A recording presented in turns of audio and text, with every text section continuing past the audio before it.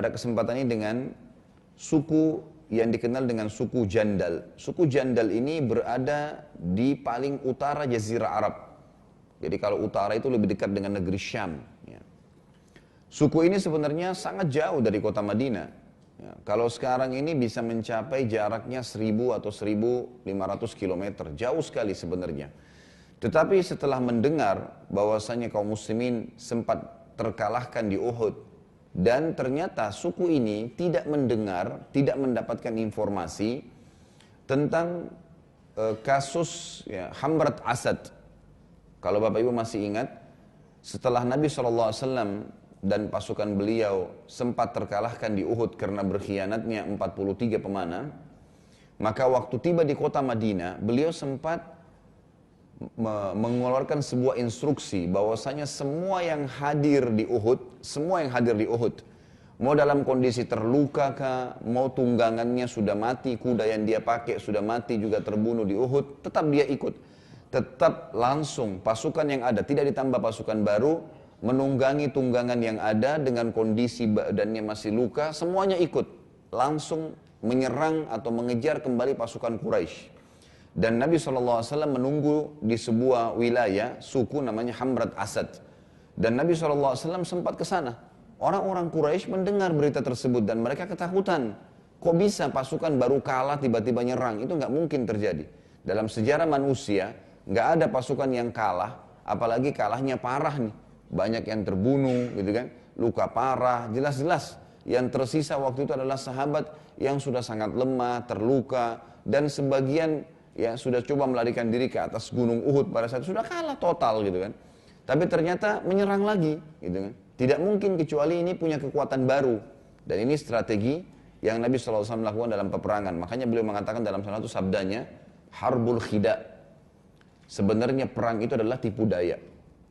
Strateginya di situ. Jadi bukan hanya menunjukkan kekuatan saja, tapi strategi perang dibutuhkan gitu.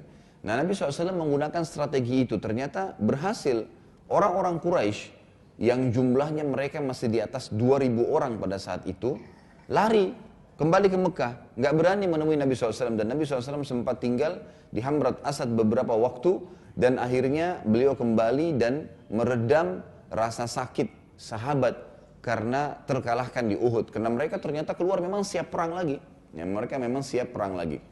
Tapi berita tentang Hamrat Asad tidak semua orang-orang di Jazirah Arab dengar. Mereka cuma menangkap kekalahan awal saja, gitu kan? Mereka tidak menangkap itu. Ini hanya sekedar meredam rasa sakit para sahabat yang terkalahkan pada saat itu, dan mereka pulang ke Madinah dalam kondisi semangat lagi mau berjihad. Kapan Nabi kumandangkan jihad, kami siap perang. Karena ternyata dalam kondisi luka aja menyerang musuh, mengejar musuh, musuhnya takut, gitu. Musuhnya takut. Dan ini satu strategi yang luar biasa dari Nabi SAW. Jadi dari satu sisi musuhnya ketakutan, dari sisi yang lain pasukannya kembali semangatnya setelah drop karena terkalahkan.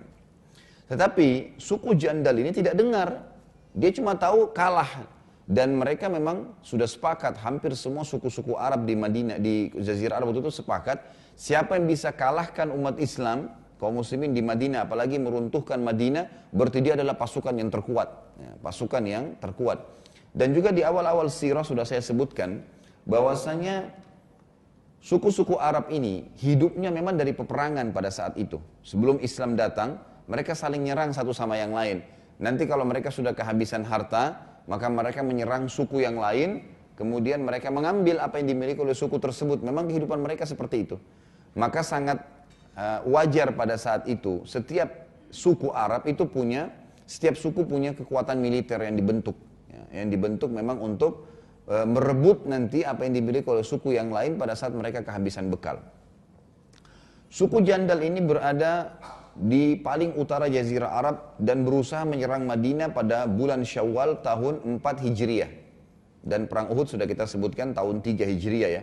Jadi terus rentetan sampai setahun setelah Uhud pun, bahkan 2 tahun dan 3 tahun setelah Uhud, ternyata orang-orang Jazirah Arab ini berusaha terus menyerang Nabi SAW dan juga para sahabat.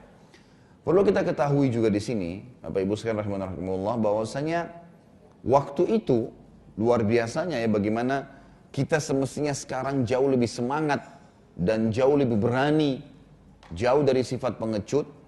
Karena memang pada saat itu, Islam itu hanya di Madinah. Gak ada kota lain. Hanya Madinah saja.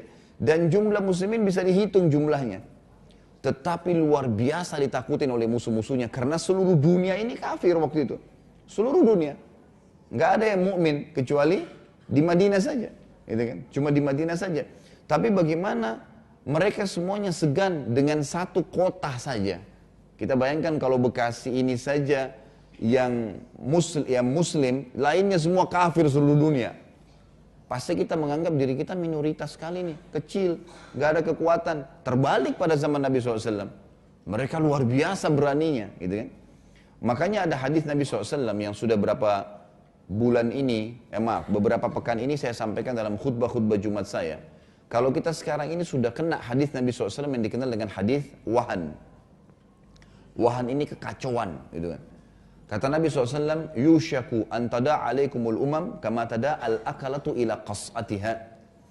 Sudah nanti akan tiba satu zaman nanti, di akhir zaman, ya kita sekarang ini tentunya. Kalau saya menempatkan hadis ini di keadaan kita sekarang, gitu. Yang dimana umat-umat selain kalian, baik itu umat kafir, yang jelas-jelas yang tidak mengucapkan syahadat, atau orang-orang yang mengaku muslim, tapi bukan muslim, di tengah-tengah kubu kita, gitu kan. Yang masuk di tengah-tengah umat ini lalu akan menyerang, mengeroyoki kalian sebagaimana belatung atau ulat memanggil teman-temannya untuk mengeroyoki makanan di nampan, gitu kan. Kita tahu sekarang Nabi SAW berikan isyarat belatung atau ulat di sini, jemaah sekalian. Kalau ada makanan kita milikin dan dikerumuni oleh ulat atau belatung, saya yakin kita pun pemiliknya nggak mau menyentuh makanan itu, karena sudah jijik, udah nggak suka, gitu kan. Ternyata sampai pada tingkat seperti itu isyarat Nabi SAW tentang kondisi kita. Nanti kalian akan dikerumuni, dikeroyokin, dan kata ulama hadis yang dimaksud di sini tada'a, mereka saling panggil memanggil, akan membunuh kalian, membakar masjid kalian, merusak Quran kalian, macam-macam lah semua kejadian mereka akan lakukan. Sebagaimana belatung memanggil teman-temannya mengeroyoki makanan, akan habis. Karena tuannya pun tidak akan mau makan. Dan kalau dibuang pun subhanallah, kalau ada kue, ada belatungnya, anjing saja atau kucing gak mau makan makanan itu. Jadi belatung itu betul yang habisin gitu. Dan Nabi SAW berikan isyarat, musuh-musuh kita ini hanya seperti belatung, yang gampang kalau mau dibunuh sebenarnya, gitu kan. Jadi makna hadis ini luas sekali. Lalu para sahabat heran dan berkata apa? Itu fase Madinah ya. Waktu kaum muslimin cuma di Madinah, belum pembebasan kota Mekah, belum jazirah Arab masuk Islam semuanya. Kata para sahabat, ya Rasulullah, amin killatin nahnu yawma idzin? Wahai Rasulnya Allah, apakah kami pada saat itu jumlahnya sedikit? Kok bisa orang semaunya saja ngeroyokin, membunuh, memerkosa, mengambil hak kami, membakar masjid, bakar Quran? Kok bisa? Karena mereka heran, pada saat itu jumlah mereka sedikit, cuman kota Madinah, gitu kan? Tapi luar biasa ditakutin oleh musuh. Dan selalu jumlah kita lebih sedikit. Di perang Uhud, di perang Badar cuma 314 mengalahkan 1000. Di perang Uhud jumlahnya orang-orang kafir 3000, kita cuma 700. Dan dengan Hamrat Asad tadi yang saya ceritakan, kaum muslimin menang, gitu kan? Karena orang-orang kafir nggak berani, karena kalau mereka kembali, Nabi sudah niat memang memerangi mereka. Jadi bukan cuma strategi perang saja, tapi memang siap dengan resikonya, gitu kan? Kemudian kita tahu nanti kita pelajari insya Allah perang Khandaq. Itu jumlah orang-orang musyrik dan orang-orang kafir yang bersatu 10.000 orang. Dan pasukan muslimin yang siap perang waktu itu cuma 2.000-3.000 orang saja. Gitu kan? Tapi juga menang. Jadi heran para sahabat, kok bisa kami dikeroyokan seperti itu ya Rasulullah. Kata Nabi SAW pada saat itu, ya, wala yanzi'annallahu min suduri aduwikum al-mahabata minkum. Pada saat itu Allah Subhanahu wa taala sudah mengangkat dari hati musuh-musuh kalian rasa takut dan segan kepada kalian. Wala yaghzifannallahu fi sudurikum al-wahn. Dan pada saat itu sebab utamanya karena di dalam hati kalian ada wahan. Wahan ini kekacauan tadi. Para sahabat bingung, wa mal wahnu ya Rasulullah? Kekacauan apa yang Anda maksudkan itu? Kata Nabi SAW, hubbud dunya wa karahiyatil maut. Dalam riwayat Tirmidzi dikatakan hubbud dunya wa karahiyatil jihad. Pada saat itu kalian sudah cinta sekali dengan dunia. Dunia menjadi target kalian. Seseorang muslim cuma pikir jadi pegawai atau bisnis bagaimana dapat untung berikan makan istri anaknya. Selesai. Mau tetangganya sakit, mau orang tuanya sakit, mau masjid dekat rumahnya mau dibangun, atau ada umat Islam yang sedang dibantai, dibunuh, Quran, atau ada longsor, apa saja, tidak peduli. Pokoknya saya tidak kena, gitu kan. Yang penting negara saya tidak kena, maka sudah cukup buat saya. Itu yang terjadi. Dan kalian sangat takut mati, tidak punya persiapan amal. Siapa yang kira-kira yang takut mati? Orang yang tidak punya amal. Kalau bapak ibu rajin sholat, puasa, zikir pagi sore, baca Quran, tutup aurat, selalu nikmatin yang halal, mengerjakan yang diperintahkan wajib ataupun sunnah, meninggalkan yang haram, yang dilarang haram ataupun makruh, apa yang kita takuti dengan kematian? Padahal sebenarnya mati sebuah pintu yang harus kita masukin untuk menuju ke akhirat dan menuju ke surga yang sudah dijanjikan. Mestinya kita gembira dong. Kalau beriman, kita beramal soleh, kita gembira dengan kematian. Makanya Bilal waktu ditanya tentang kematian, karena beliau rutin beramal soleh, meninggalkan yang Allah haramkan, dia bilang, marhaban bil maut. Selamat datang kematian. Siapa yang takut? Nggak ada yang harus ditakutin. Yang takut yang tidak punya persiapan amal, gitu kan? Amalnya kurang, terus lalai, terus bermaksiat. Ya Nabi SAW maksudkan adalah kalian terlalu mengejar dunia, tidak peduli lagi dengan keadaan agama kalian, tetangga kalian sama muslimin, dan kalian juga tidak punya persiapan amal. Nggak ada, sedikit sekali gitu. Sholat subuh cuma 1 saf, setengah saf yang sholat gitu kan. Di rumah pun kadang-kadang kalau sholat jam 7 pagi, jam 8 pagi.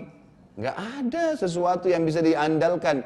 Mau nanti dianggap dengan jam 8 pagi sholat subuh masuk surga gitu kan. Enak benar dengan amalan yang pas-pasan, apalagi sengaja dilewatkan. Padahal cuma bangun 5-10 menit sholat, nggak mungkin gitu kan. Tapi seperti itulah kurangnya amal yang kita lakukan. Berapa orang yang ada di masjid sini? 500-600 orang. Mana yang penduduk Bekasi Barat yang banyak nih? Gitu kan. Apakah mereka hadir di majelis ilmu di hari Sabtu dan Minggu? Kalau kita pertemukan jumlah kita di sini dengan di mall, kalah jumlahnya majelis taklim. Gitu kan. Mau dibandingkan dengan orang yang beramal soleh, sedikit sekali gitu. Baik. Kata Nabi SAW dalam hadis lain, cinta dunia, berlebih-lebihan dalam dunia tadi, lupa kalau dunianya hanya kemasan dan hiasan, akan ditinggalkan kita lahir telanjang badan dibungkus satu kain selimut, dan meninggal juga telanjang badan dibungkus dengan satu kain kafan. Nggak ada yang dibawa, nggak tas bermerek, nggak mobil bermerek, nggak ada semuanya. Paras wajah yang gagah dan cantik yang selama ini dirawat, juga habis dimakan belatung. Gitu. Nggak ada yang dibawa gitu kan. Tapi kita lupa dengan itu, seakan-akan itu jadi target utama. Nah ini parah nih, dan kalian meninggalkan jihad. Nah ini nih, poin ini saya ingin titik beratkan dulu sedikit. Nabi kita Muhammad SAW, kalau direntet sejarah hidup beliau, terutama fase Madinah ya, 10 tahun di Madinah. Kalau 10 tahun itu kita tarik rata-rata nilai atau perilaku Nabi SAW dalam membentuk pasukan jihad, itu rata-rata per 2 bulan sekali jihad. Per 2 bulan sekali. Pasti ada pasukan jihad yang dikirim. Dan jihad dalam Islam ada 2 macam. Ada jihad, difa, membela diri kalau lagi diserang. Kayak muslimin di Palestina. Dan ada jihad, ekspansi. Perluasan wilayah. Gitu kan? Jadi kita tidak harus diserang, baru kita jihad. Enggak, itu salah satunya. Tapi ada jihad yang lebih besar daripada itu. Jihad ekspansi namanya. Nabi SAW membuka Mekah. Mengirim pasukan ke sana, nawarin Islam, nolak jizya, denda, dia, setiap orang bayar. Kalau enggak, maka perang. Kita lihat ekspansi ini efeknya ya. Di zaman Abu Bakar, seluruh jazirah Arab diekspansi. Diratakan semua masuk Islam. Tidak ada lagi orang yang mengaku Nabi palsu dan seterusnya seperti Musailam al-Kadzab. Ya. Dengan Al-Unsi itu semuanya habis, dihabiskan oleh Abu Bakar. Kemudian di zaman Umar bin Khattab, Amr bin As diutus ke Mesir. Takluk Afrika Utara, Mesir, Tunis, Jazair, Maroko. Habis semua di zaman Umar bin Khattab. Ekspansi jihad tuh. Masuk nawarin Islam. Nolak bayar jizya. Nolak perang. Terjadi peperangan. Dan muslimin lakukan perang ini perang dengan adab memang. Menawarkan Islam. Meninggikan kalimat la ilaha illallah. Karena kalian lagi salah nih. Kufur. Nggak boleh. Gitu kan. Maka ditawarkan Islam. Setelah pasukan muslimin menang. Satu Mesir masuk Islam sampai sekarang Mesir Islam. Gitu kan. Mayoritas penduduknya muslim. 90% muslim kayak Indonesia. Itu kena jihad ekspansi. Kemudian di zaman Umar bin Khattab juga kita tahu ada perang Yarmuk dan Qadisiyah. Perang Yarmuk ini adalah peperangan pada saat Umar bin Khattab mengutus pasukan negeri Syam, Palestina, Yordania, Lebanon dan Syria. Kemudian perbatasan Turki. Turki bagian Asia, kan Turki ada Asia dan ada Eropa. Bagian Asianya itu takluk di zaman Umar bin Khattab. Dan kita tahu sampai sekarang Turki menjadi negara Islam. Negeri Syam mayoritas Islam, gitu kan. Karena ekspansi ini yang kita tidak lakukan nih. Tidak diekspansi Islam itu. Diekspansi oleh Umar bin Khattab. Kemudian perang yang kedua Qadisiyah. Nanti ada bahasan dalam masalah Umar bin Khattab radhiyallahu anhu. Itu ada Qadisiyah. Qadisiyah ini pasukan yang dikirim oleh Umar bin Khattab. Dan perlu diketahui jumlah pasukan yang Umar bin Khattab kirim 12.000 pasukan ke negeri Syam, 12.000 pasukan ke negeri Persia. Waktu itu Irak, Iran, Afghanistan dan seluruh wilayah Rusia, wilayah Persia takluk di tangan Islam dengan 12.000 pasukan melawan kurang lebih ya hampir mencapai 600.000 pasukan orang-orang Persia. Ini bukan jumlah yang sedikit, tapi mereka menang. Setelah menang, seluruh wilayah Persia masuk Islam. Tahu efeknya setelah mereka masuk Islam apa?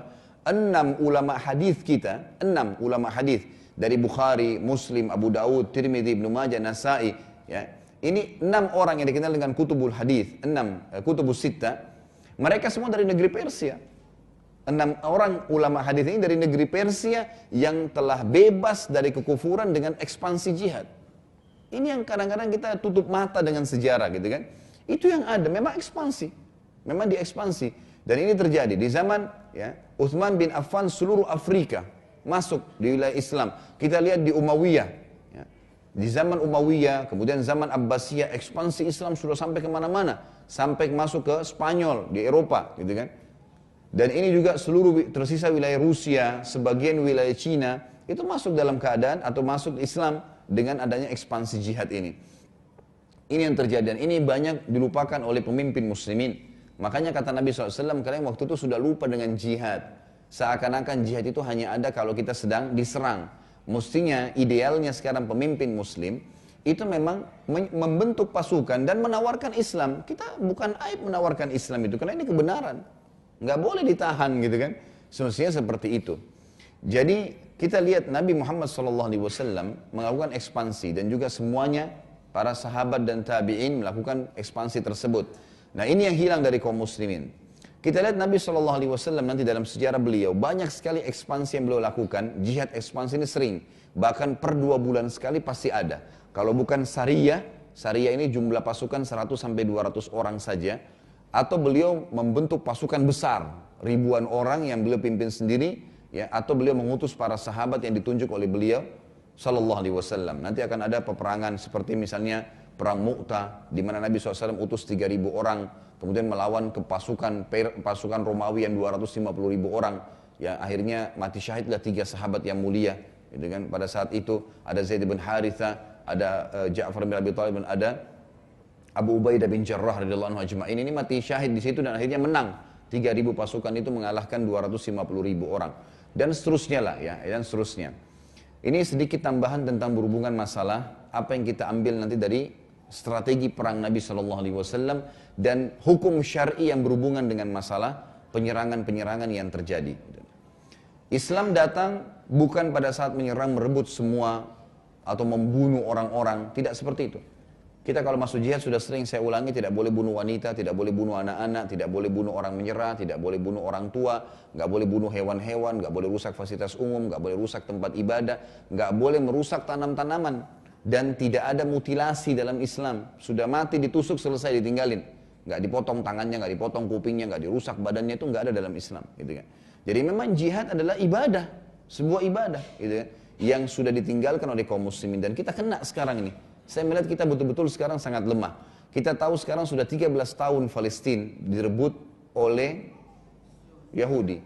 Baik, Palestina itu Bapak Ibu sekalian sebuah potongan, ya, salah satu kepingan potongan dari negeri Syam yang terdiri dari 80%-nya itu wilayah subur. 80%-nya ya, wilayah subur. Jadi tanam buah zaitun, buah kurma segala tumbuh di situ, subur. 20%-nya itu seperti padang pasir, wilayah kering, gitu kan. Orang-orang Yahudi datang, jelas-jelas datang, menyerang negara Islam, gitu kan. Mengambil, merebut, membunuh. Dan 80% wilayah yang subur diambil. Lalu kemudian dibuat batas negara, didirikan negara Israel secara paksa di situ. Gitu kan. Yang 20% yang susah ini, yang kering dikasih kepada kaum muslimin, tinggal di situ. Setiap hari umat Islam ini, setiap hari ada saja korban, ada yang mati, ada yang luka, setiap hari. Sudah 13 tahun.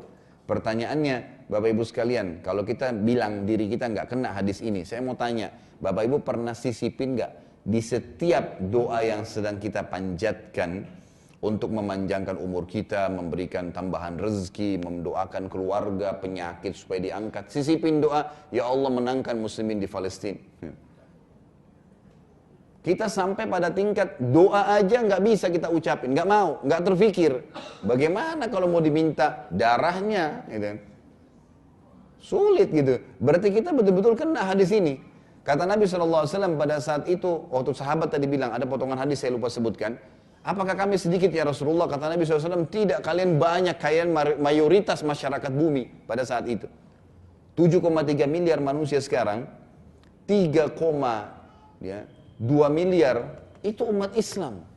Kita ini sekarang umat Islam ini setengah dunia. Mestinya seluruh dunia di bawah naungan Islam, mestinya. Setengah dunia, dulu masih Madinah saja, udah ditakutin. Ini sekarang kita setengah dunia umat Islam. Di semua negara ada orang Islam. Seluruh dunia ini pasti ada Islamnya, walaupun sedikit. Gitu kan. Tapi ada orang Islam. Kita sudah banyak sekali jumlahnya. Kata Nabi SAW, tapi kalian banyak sekali. Cuma kalian seperti buih di lautan. Bapak Ibu lihat busa yang ada di atas air asin di laut. Kalau ada ombak, ada putih-putih ya. Banyak ya. Itu namanya buih di lautan. Jadi kalian banyak, tapi tidak ada pengaruhnya. Nggak bisa mengganggu air laut, tidak bisa membunuh hewan di situ, tidak ada masalah dan tidak dibutuhkan. Nggak ada orang yang mau ambil buihnya, nggak ada. Orang kalau mau buat garam, air garamnya, air lautnya yang diambil, bukan buihnya. Mau makan, kita nggak bakal makan buihnya. Jadi buih itu sudah tidak ada nilainya. Kata Nabi SAW tidak ada nilainya. Kita lihat sekarang di Myanmar yang baru saja terjadi. Rohingya luar biasa. Saya lihat fotonya itu, ya, dan saya ada cuplikan juga dikirim. Saya nggak masuk di akal saya ada manusia seperti itu. Jadi satu rumpun, warna kulitnya sama, paras wajahnya mirip, sama seperti orang satu suku gitu ya. Tapi subhanallah hanya karena mereka Islam dibantai.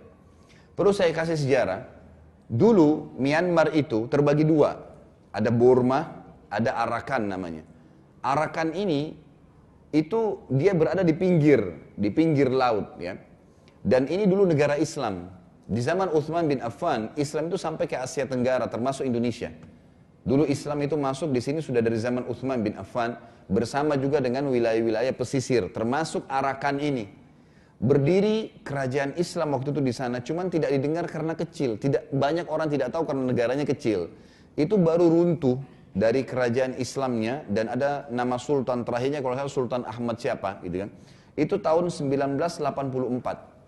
Jadi belum lama gitu kan. Itu runtuh, direbut, diserang oleh Burma, orang-orang Burma, orang Buddha yang ada di sana gitu kan. Kemudian menyerang dan meruntuhkan negara yang direbut secara paksa. 1984. Dan umat Islam dibantai, dibunuh, nggak ada orang yang bergerak nih gitu. Orang nggak ada bahkan yang dengar, nggak ada yang peduli, umat Islam sendiri-sendiri. Di sebelahnya ada Thailand, ada Malaysia, kita juga di bawah ada Indonesia. Apalagi di Asia Tenggara terkenal yang paling besar negaranya siapa? Indonesia. Saya sampai bilang di khutbah-khutbah Jumat saya kemarin, ya, Bapak Ibu tahu, kebetulan saya lagi di Sulawesi Selatan kemarin di Makassar, saya bilang kalau satu Sulawesi Selatan ini datang ke Myanmar, tenggelam tuh Myanmar. Karena kecil, nggak besar gitu kan. Tapi luar biasa, anak kecil digantung, dibakar. Ada anak perempuan, saya sampai nggak nyangka ya. Artinya biar orang tidak beragama, Allah masih kasih fitrah, ada rasa kasih sayang dalam hatinya. Ya, kalau laki-laki orang dewasa melawan, dibunuh mungkin ya. Anak kecil perempuan diikat di kayu besar gitu, terus diikat kaki tangannya seperti kalau kambing mau dipanggang. Ada yang pegang di sana, ada yang pegang di sini, orang Buddha itu lalu kemudian dibakar. Jadi teriak sambil terbakar, sambil nangis itu didengar oleh mereka. Subhanallah. Ada manusia begini nih gitu. Luar biasa gitu. Jadi ini bukan dibunuh biasa ya, memang membuat traumatis agar umat Islam keluar dari situ. Pertanyaannya, peduli nggak kita ini? Ya, kita pernah nyumbang nggak? Nyumbang sesuatu kah? Doa lah gitu. Baju bekas kah? Sekarang di mana-mana LSM kita sudah mulai melakukan itu. Dan kemarin awal-awal Indonesia sempat nolak tuh. Awal-awal ya. Pengungsi sana mau masuk, ditahan. Nggak boleh. Padahal mereka sudah sebulan, 2 bulan di laut. Nggak tahu mau hidup kemana. Malaysia sama Indonesia nolak. Nggak boleh masuk. Dianggap ini nanti berbahaya bagi Indonesia. Subhanallah. Ini orang muslimin lagi dibantai nih. Gimana caranya? Kita bukan membantu, malah kita menahan. Dan akhirnya kita dipermalukan oleh Turki. Karena Turki datang bawa kapal tempurnya, gitu kan.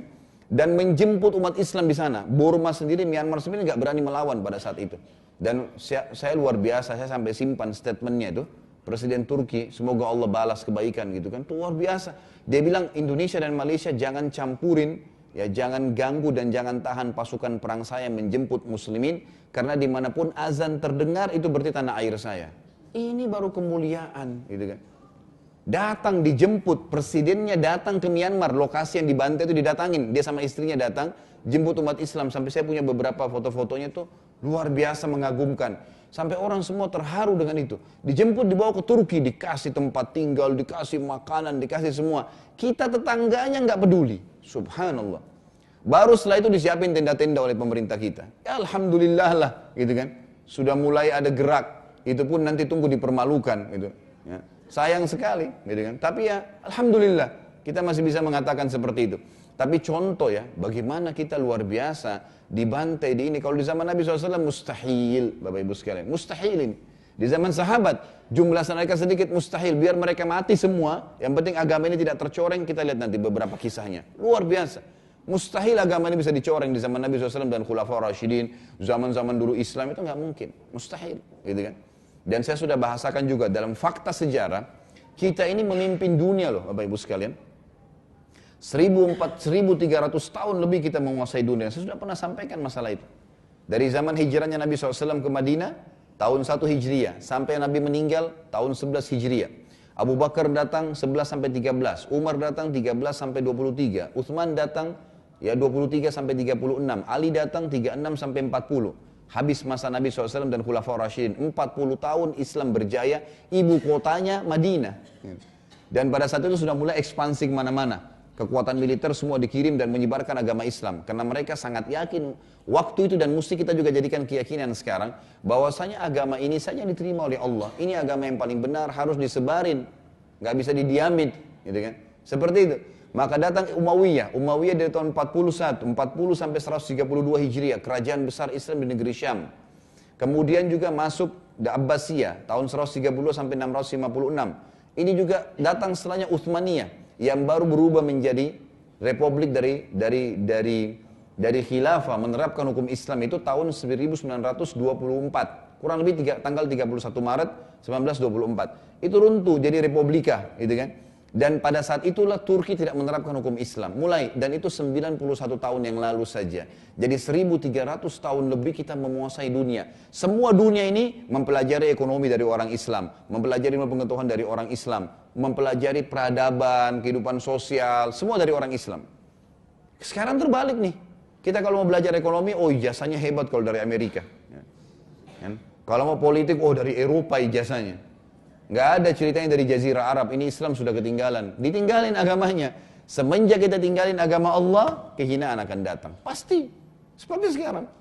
Yang kita lakukan bukan lagi hukum Allah SWT, Indonesia sibuk dengan hukum Belandanya, Malaysia sibuk dengan hukum Inggrisnya, dan seterusnya. Gitu kan. Jadi wilayah Islam menerapkan malah apa yang dibawa oleh penjajah, bukan hukum Allah SWT. Dan ini berbahaya sekali. Di tengah-tengah kita juga dicekokin lagi pemahaman-pemahaman yang salah. Kedoknya Islam bukan Islam. Orang-orang Syiah, sekarang kita tahu, Syiah itu dibentuk oleh orang Yahudi. Orang Yahudi yang bentuk.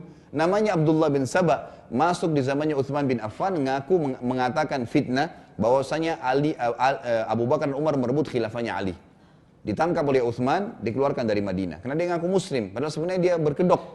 Setelah itu dia buat gemuruh demonstran di luar kota Madinah, menyerang masuk ke Madinah, demonstrasi depan rumahnya Utsman sampai Utsman terbunuh. Dan Ahli Sunnah wal Jamaah sudah sepakat mengatakan yang membunuh Utsman bin Affan kedoknya adalah Abdullah bin Sabah, orang Yahudi yang pura-pura Islam ini. Kemudian di zaman Ali dia masuk lagi, dia buat fitnah lebih besar lagi. Abu Bakar, Umar sama Utsman merebut khilafahnya Ali radhiyallahu ajma'in, gitu kan. Sama Ali ditangkap. Kau bilang begini, dia bilang iya. Memang kau lebih baik daripada Abu Bakar, Umar dan Utsman, dan mereka mengambil khilafahmu. Kata Ali, kau harus taubat. Kalau tidak saya akan haddul muftari. Had muftari ini adalah cambukan bagi pendusta dalam Islam 80 jerah. Harus dicambuk, gitu kan. Maka dia bilang apa? Dia bilang, saya tidak mau. Biarpun kau cambuk saya tetap yakin kau lebih baik. Gitu kan. Dan ini perilaku ada, kita perlu tahu ya, fakta sejarah harus direntet nih. Supaya kita tahu ada apa sebenarnya di tengah-tengah umat masalah yang sedang ada. Karena kadang-kadang terulang masalah yang sama. Terulang masalah yang sama. Jadi ternyata di tengah-tengah kubu umat ini ada orang-orang non-muslim yang mengaku Islam lalu sengaja mengobok-ngobok Islam dari dalam. Itu ada fakta sejarah. Dan ini terulang gitu kan. Berapa kali terulang. Maka Ali bilang, kalau kau tidak mau taubat, karena tidak ada satupun dari sahabat Rasulullah SAW, Ridwanullahi alaihim semuanya, yang mengatakan apa yang kau katakan, dan saya pun tidak menganggap diri saya lebih baik daripada mereka. Gitu kan. Maka dia bilang, saya tidak mau. Kalau begitu kata Ali, kau membangkang pada pemerintah, hukumnya dikisos, dipenggal kepala kamu. Dia bilang, kalau kau bunuh saya wahai Ali, kau adalah dia, kau adalah Tuhan. Sama Ali dibunuh akhirnya. Tapi pemahamannya sudah mulai nyebar. Gitu kan. Kemana-mana pemahamannya nih, kemana. Dan subhanallah, mereka berkedok di belakang Ahlul Bait. Apa ini Ahlul Bait? Keluarga Nabi SAW. Saya tanya, ada nggak ahli sunnah yang benci Ahlul Bait? Hah? Ada nggak bapak ibu sini yang mengaku ahli sunnah mengatakan Ali itu kafir?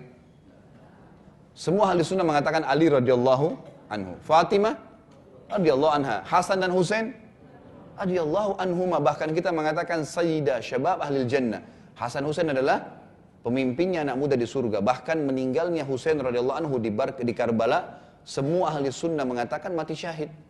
Kita mengatakan beliau mati syahid. Dan para ulama sunnah mengatakan Allah ingin menggabungkan buat Husain radhiyallahu anhu 2 kebaikan, 3 kebaikan malah.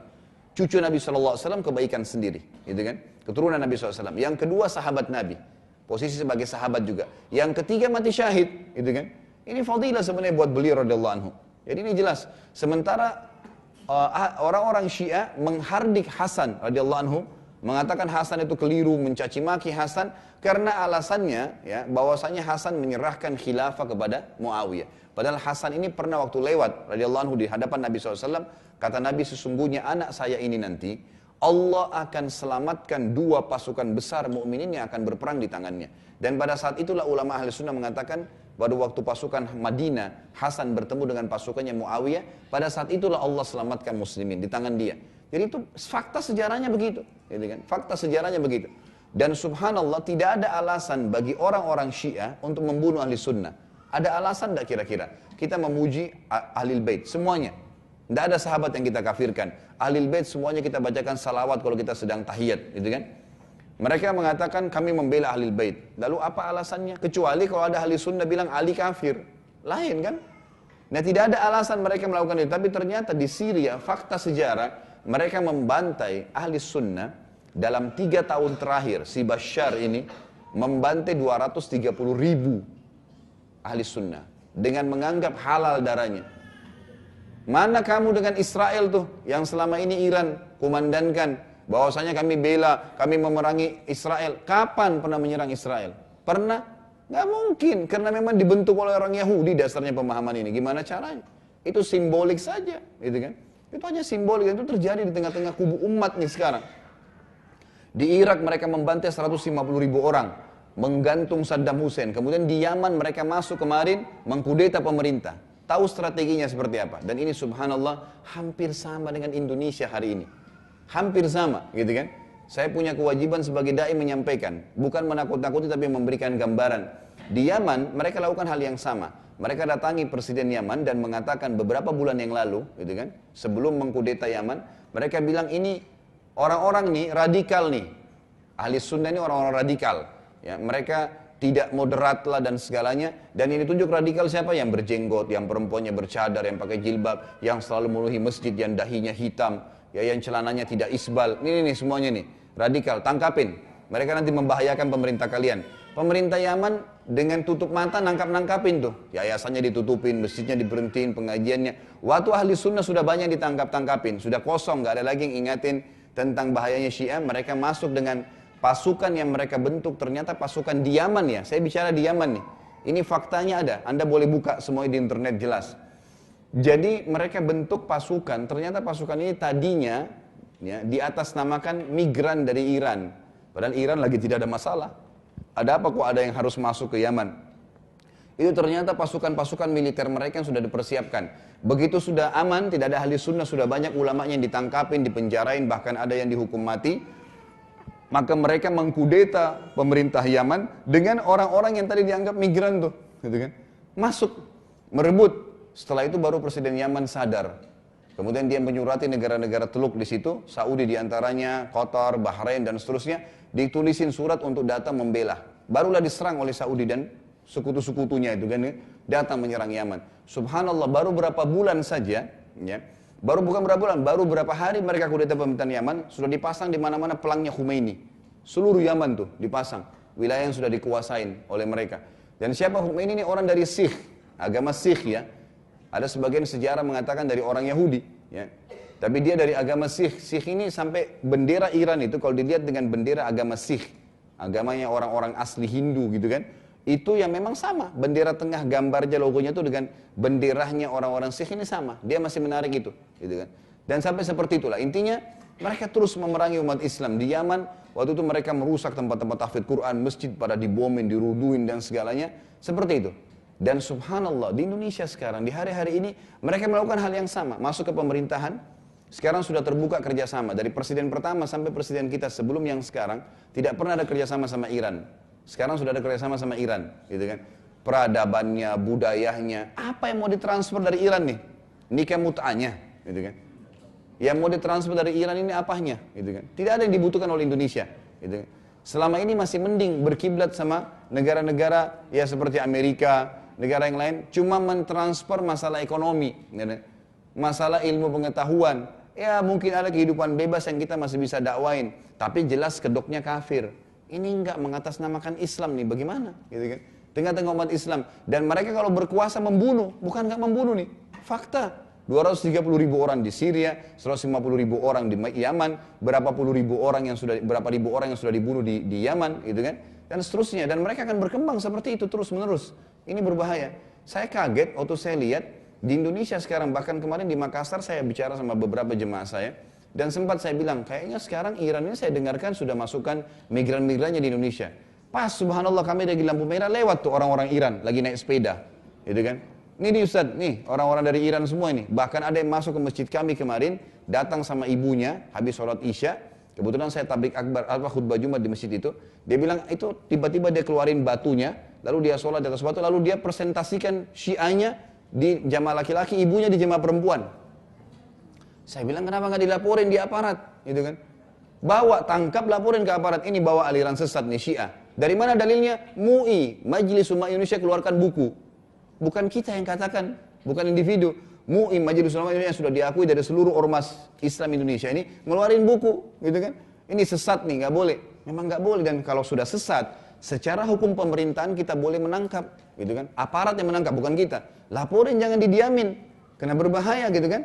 Nah ternyata mereka sudah lakukan hal-hal yang seperti itu. Sampai pada tingkat membuka sekolah-sekolah, yayasan-yayasan, bantuan-bantuan yang banyak. Dan ini sekali lagi, Bapak Ibu sekalian, pemahaman yang dibentuk oleh Abdullah bin Sabah, orang Yahudi. Gitu. Ini bagaimana caranya mau dianggap benar? Kalau mereka benar, maka mereka tidak akan bunuh ahli sunnah. Mustahil. Di negara-negara yang ada ahli sunnah dan ada Syiah, pernah nggak ahli sunnah bunuh Syiah? Pernah nggak Bapak Ibu dengar? Nggak ada itu. Nggak pernah. Di Saudi mereka punya warga negara. Di Indonesia selama ini mereka tidak buat makar, ahli sunnah nggak pernah nyerang masjidnya Syiah, nggak pernah ganggu, cuma didakwahin iya. Tapi mereka terbalik tuh. Kapan berkuasa memang membunuh, gitu kan? Menganggap halal darahnya. Ini bahaya sekali.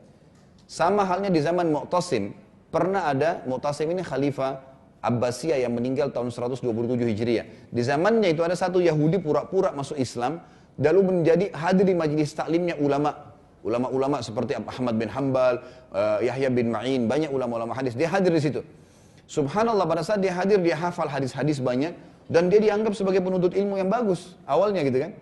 Ternyata dia punya target nih Yahudi nih. Setelah dia masuk Islam, dia ngaku Islam, kemudian dia banyak hafal hadis, kemudian dia mulai buka majelis taklim kayak kita sekarang dai ya, ustadz, sudah ada pengajiannya di sana, orang sudah mulai ada murid-muridnya. Mulailah dia membuat hadis-hadis palsu. Dibuat hadis palsu tersebar, si fulan sebarin hadis dan cepat nyebar nih, karena orang-orang waktu itu lagi pelajarin sanad hadis. Beda kalau kita sekarang ya, sekarang kita cuma tinggal baca buku, kita nggak tahu ya, oh iya dalam kurung HR Muslim, oh sudah riwayat Muslim sahih ini, kita nggak telusurin. Zaman itu beda, mereka belajarin siapa perawi hadisnya, isi hadisnya bagaimana, mereka punya ilmunya, ya ilmu-ilmu jar wa ta'dil muncul pada saat itu gitu kan, ilmu hadis ini. Baik, pada saat itu ditangkap oleh Mu'tasim dan dikatakan, kenapa kau sebarin hadis palsu? Setelah ditelusurin ternyata orang ini Yahudi asalnya gitu kan. Ternyata dia mengaku kalau dia bukan muslim. Dia mengaku, dia bilang, saya sengaja menyebarkan itu semua agar memang terjadi kekacauan di tengah-tengah kalian. Dia sudah tahu Mu'tasim akan bunuh. Kata Mu'tasim, kalau begitu saya akan bunuh kamu, jelas, gitu kan? Saya akan bunuh kamu. Dia bilang, biar kau bunuh saya, wahai Mu'tasim. Berani sekali dia sama Mu'tasim. Memang dia siap mati. Ya, siap mati untuk mengacaukan umat Islam. Dia bilang, kalau kau bunuh saya pun tidak masalah, karena saya sudah menyebarkan 1000 hadis palsu. Dia bilang itu, 1000 hadis palsu. Kata Mu'tasim, kau pikir saya gentar dengan ancamanmu? Kami masih memiliki Ahmad bin Hanbal dan Ibnu Ma'in yang akan menyortir hadis palsumu itu. Lalu dipenggal. Tapi kita lihat fakta sejarah, ada non-muslim pura-pura masuk Islam, gitu kan, dan mengacaukan dari dalam. Perlu kita garis bawahi satu hal juga, Bapak Ibu sekalian, tolong direnungin baik-baik. Fase kehidupan Nabi SAW di Madinah, 10 tahun terakhir di Madinah, itu adalah tolok ukur kehidupan umat Islam sampai hari kiamat. Maksudnya begini, yang saya maksudkan sampai hari kiamat ini sampai batas yang sudah Allah tentukan ya. Di zaman Nabi SAW jadi Nabi dan Raja, pemimpin ya, di Madinah, berdirilah kalau saya bahasakan negara Islam di sana, menerapkan hukum Allah Subhanahu Wa Taala. Hidup bersama Nabi SAW orang kafir, ada suku Yahudi ya. Dan selama mereka tidak membuat makar, Nabi SAW tidak larang mereka tinggal bersama di Madinah. Dan kalau kita lihat sejarah, suku Kainuqa, Nadhir, dan Quraidah, mereka dikeluarkan oleh Nabi SAW dari Madinah karena mereka buat makar ya. Dan sudah saya jelaskan sejarah-sejarah mereka bagaimana dikeluarkan dari Madinah. Maka mereka dikeluarkan oleh Nabi SAW dari Madinah. Tapi sebelumnya ada orang-orang Yahudi, artinya ada orang kafir yang tinggal bersama Nabi SAW. Itu fakta sejarah kita. Di fase Madinah ya. Sudah berdiri negara Islam. Kemudian yang kedua, ada orang-orang munafik di Madinah. Siapa pimpinannya? Siapa namanya pimpinan orang munafik di Madinah? Abdullah. Namanya Abdullah bin Abi Salul. Bayangkan ya, namanya Abdullah. Artinya, sampai hari kiamat, kalau ada di tengah-tengah umat Islam yang benci Islam, walaupun namanya Abdullah, namanya Muhammad, munafik tuh. Ada itu fakta sejarah. Dan turun surah Al-Munafikun kepada orang ini. Bahkan ayat yang melarang Nabi SAW mensolati orang-orang yang munafik, turun kepada dia pada saat dia meninggal dunia. Si Abdullah bin Abi Salul ini, gitu kan. Pimpinannya berarti di tengah-tengah umat Islam, walaupun presiden kita muslim, ulama, menterinya semua ulama, tidak lepas dari ada orang kafir tinggal bersama kita. Kecuali kalau mereka buat makar, tidak lepas ada orang munafik. Karena sama Nabi SAW ada orang munafik sampai beliau meninggal, gitu kan, hidup bersama Nabi SAW. Ada juga orang yang bermaksiat. Di zaman Nabi SAW ada sahabat mencuri dipotong tangannya. Ada yang berzina dicambuk. Ada nggak? Ada. Baik. Yang keempat, ini yang penting. Ada kelompok orang-orang beriman. Para sahabat yang beriman bersama Nabi SAW. Dan ini yang mendominasi. Jadi ini fakta kehidupan nih. Kita harus tahu. Artinya walaupun negara kita menjadi negara Islam, presiden, wakilnya, sampai menterinya semua adalah ulama, tetap aja sama. Akan ada komunitas-komunitas ini. Jadi jangan kita anggap tidak akan ada munafik selamanya. Bukankah sekarang di layar televisi kita namanya Muhammad Abdullah Ahmad yang menolak hukum Islam? Kalau ditanya, ini tidak sesuai dengan hukum Allah. Ini Indonesia, Bung. Gitu. Enak benar jawabannya. Indonesia, Bung. Memang Indonesia bukan negara Islam. Kita bukan mayoritas Islam. Gitu kan? Ini pemahaman yang luar biasa. Yang harus sebenarnya diluruskan. Jadi saya melihat sekarang kita ada masalah nih. Nah, hubungkan hadis ini yang saya sampaikan tadi, hadis Suhan itu, dengan ayat firman Allah Subhanahu wa taala yang berbunyi, a'udzubillahi minasyaitonir rajim, innallaha la yughayyiru ma biqaumin hatta yughayyiru ma bi anfusihim. Allah tidak akan mengubah keadaan satu kaum dari baik menjadi lebih baik, dari buruk menjadi baik. Jadi dua keadaan ya. Jadi bukan cuma dari buruk ke baik, tidak. Orang baik mau jadi lebih baik, itu juga sama. Allah tidak akan mengubah keadaan satu kaum, setiap individu pun menjadi apa yang dia lakukan, apa yang dia inginkan menjadi lebih baik atau dari buruk menjadi baik, kecuali mereka memulai dengan diri mereka sendiri. Harus kita mulai. Nggak mungkin tidak, gitu kan? Tidak mungkin. Tanpa memulai maka tidak akan terjadi masalah itu. Tidak akan terjadi. Maka kita harus memulainya. Ya, kita harus memulai. Dan Allah SWT cuma meminta kita untuk ikhtiar saja. Berusaha saja. Selebihnya tawakal kepada Allah Subhanahu wa taala. Saya tanya Bapak Ibu sekalian. Nabi Musa alaihissalam waktu mencambuk tongkatnya di Laut Merah sehingga air berdiri. Sudah tahu kisahnya kan? Baik, saya mau tanya, apakah ada hubungannya air Laut Merah berdiri dengan tongkatnya Nabi Musa? Tongkat kayak membuat air berdiri? Hah? Baik, apakah air berdiri seperti tembok sehingga suku Bani Israel dan 12 suku itu bisa lewat? Itu yang menyebabkan air berdiri Musa alaihissalam? Baik, pertanyaan lain lagi. Apakah Allah tidak mampu membuat Musa dengan Bani Israel terbang sampai ke sana? Lalu apa masalahnya di sini? Apa yang Allah ingin titip pesan kepada kita? Manusia disuruh ikhtiar. Cambuk tongkatmu itu ikhtiar. Nggak ada hubungannya sama laut tuh tongkat. Kalau sama Musa, tapi disuruh berusaha, setelahnya urusan saya kata Allah. Laut naik, kau selamat itu urusan. Ikhtiar. Cuma itu saja. Berusaha berubah menjadi lebih baik itu perlu, harus ada upaya. Saya belum pernah sholat malam, harus paksain, berusaha dulu, nanti Allah mudahin tuh. Kalau enggak kita enggak bisa. Ada Quran di rumah, kalau kita enggak berusaha jalan ngambil untuk membaca, dijadwalkan, maka tetap tidak akan pernah baca. Tidak ada upaya kan? Contoh yang lain, Maryam alaihissalam, ibunya Nabi Isa. Waktu hamil 9 bulan nih. Kita tahu wanita kalau hamil lemah, apalagi mau melahirkan ya. Merasa pikirannya sudah gundah, gelisah, udah keadaan fisiknya nggak enak gitu kan. Lemah. Tapi apa kata Allah kepada Maryam? Waktu duduk di bawah pohon kurma. Wahuzzi ilaiki bijiz'in nakhlati tusaqit alaiki rutaban janiya. Apa artinya huzzi itu? Goncang pohon kurma itu hai Maryam, maka akan jatuh rutab kurma yang basah ke sisimu, kau bisa makan.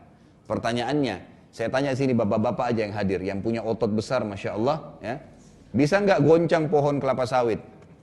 Nah, ada yang bisa goncang pohon kelapa sawit? Nggak usah ibu-ibu, bawa bapak deh. Goncang ya, bisa nggak? Loh, Maryam yang hamil 9 bulan Allah suruh goncang, gimana tuh? Kata para ulama tafsir, Allah cuma mau Maryam sebagai manusia, karena dia manusia, sama dengan Musa tadi. Allah mengajak bicara sesuai dengan akal manusianya, walaupun dia seorang nabi. Ini walaupun ibunya nabi. Sentuh, niat saja kamu goncangkan, goyang betul tuh pohonnya, runtuh semua kurmanya. Jadi ikhtiar, memang harus berusaha. Kalau kita ada upaya mau menjadi lebih baik, Allah bantu. Ada upaya membela agama Allah, Allah bantu. Sedikit upaya, hasilnya banyak. Yang penting ada upaya, gitu kan?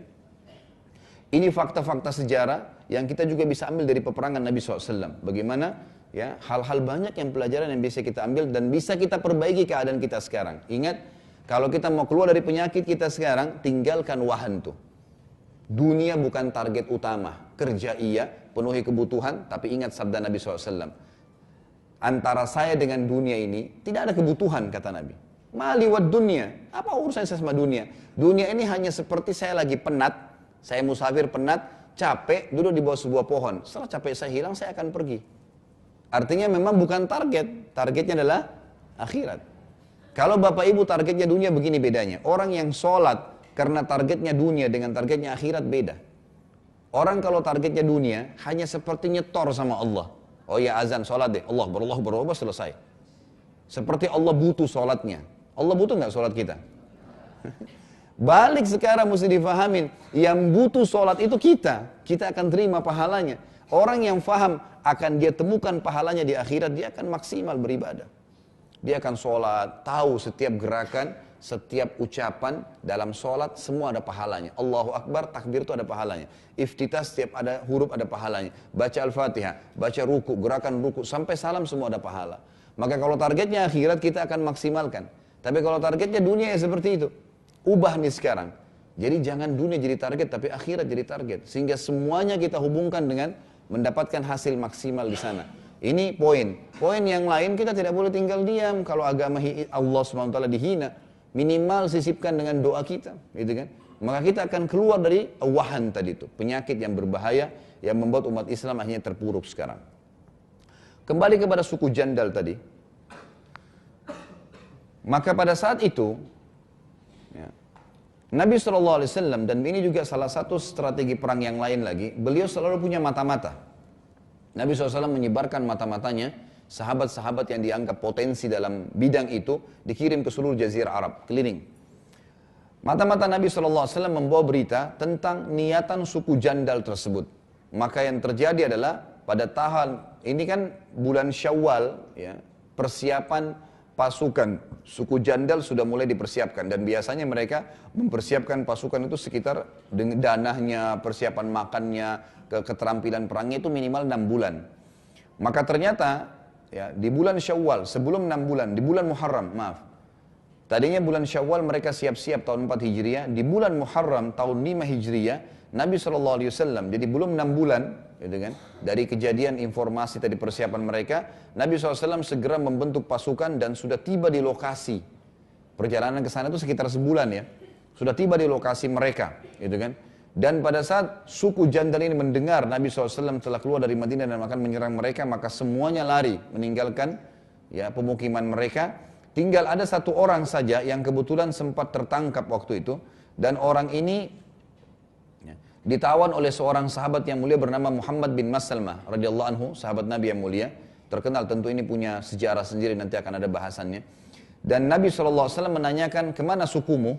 Lalu orang itu menjawab, mereka semua sudah lari semenjak mendengar Anda datang mendekati wilayah ini. Maka Nabi SAW pun menawarkan padanya Islam, dan akhirnya dia masuk Islam. Orang itu masuk Islam, tapi satu orang ini.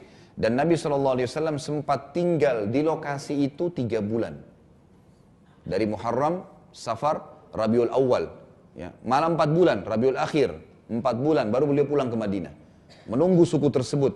Dan ini ya salah satu juga strategi perang Nabi SAW untuk mengenal lokasi sekitar, kemudian bagaimana beliau SAW itu kan menunjukkan kekuatan kaum muslimin. Setelah Rabiul Awal beliau pulang ke kota Madinah, ya, pulang ke kota Madinah.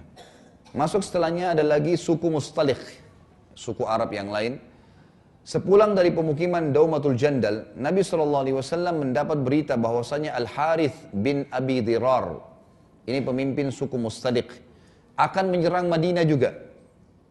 Sama terpengaruh juga akan menyerang kota Madinah. Dan zaman itu karena media terbatas, maka tidak segera mereka dengar penyerangan Nabi SAW ya, ke tempat-tempat lain. Kalau kayak sekarang kan misalnya terjadi penyerangan ke satu lokasi, mungkin seluruh dunia sudah dengar dari media. Kalau zaman dulu tidak. Suku ini, Mustalik, tidak mendengar, tidak tahu kalau Nabi SAW ini berhasil menaklukkan suku Daumatul Jandal tadi, gitu kan. Nabi SAW lalu mengutus ya, ke suku tersebut, Buraidah ibn al-Husayb al-Aslami radhiyallahu anhu, memata-matai mereka, dan akhirnya Nabi SAW membentuk pasukan dipimpin oleh beliau sendiri, dan setiba di lokasi segera beliau mengepung suku Mustalik ini. Nabi SAW memberi panji mujahidin, ya, muhajirin maksud saya, pada Abu Bakar radhiyallahu anhu, dan panji Ansar kepada Sa'ad ibn Ubadah radhiyallahu anhu. Sempat terjadi saling panah antara dua pasukan, lalu Nabi SAW memerintahkan pasukan muslimin setelah sholat subuh menyerang, ya, dan akhirnya memenangkan peperangan tersebut. Kaum muslimin mendapatkan banyak sekali ghanimah dan tawanan pada saat itu. Di antara tawanan adalah anak kepala suku, ya, Mustalik ini yang bernama Juwairiyah binti Harith. Dan Juwairiyah ini sempat ya, jatuh di tangan Nabi SAW, artinya menjadi tawanan Nabi SAW.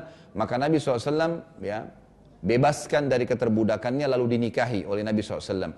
Dan dengan pernikahan tersebut akhirnya ada 100 tawanan dari suku Mustalik ini yang ditawan oleh para sahabat, dibebaskan juga setelah mereka mengucapkan Islam ya, dan masuk Islam.